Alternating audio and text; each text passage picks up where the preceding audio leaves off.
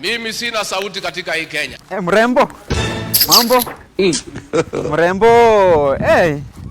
Mambo, kwani unatokea wapi? Nimekuona kwa hii nini yetu, kwa hivi mtaa yetu of late from juzi. I told you I don't want anything to share with you guys.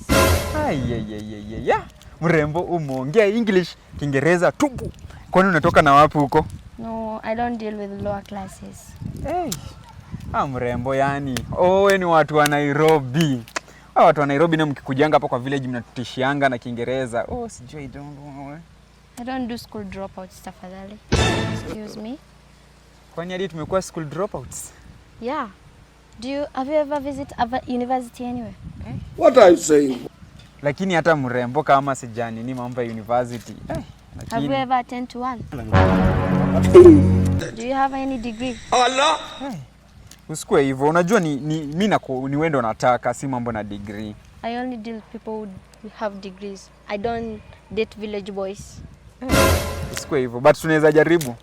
Do you know how to speak in English? Think twice bwana. Can you speak in English? Hapana, jaribu. For those who don't understand English, please switch off your television and find where you can get Kiswahili. Makosa. Okay, thank you so much. While you're tropitating yourself on the other side in a eclectic way, I saw you and I wanted to verbalize with you in a syncretious manner. And so I told myself, why don't I apopitize you in a syncretic manner that will rehabilitate your heart? Excuse. Tunaweza ongea na Kiswahili, tuelewane?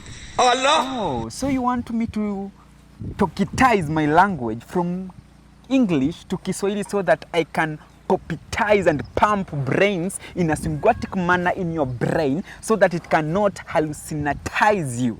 Okay? Sielewi kidogo. Unielewi? What are you saying? Sasa ndio maana nakwambia hiyo kiburi yako, hiyo ndio mnafunza hivyo Nairobi. Hiyo ndio English yenye mnajua peke yake. Kuja kwa village ufunzwe English. Wewe umeleta nini? Wewe Pokot. That shows you should be proud of me.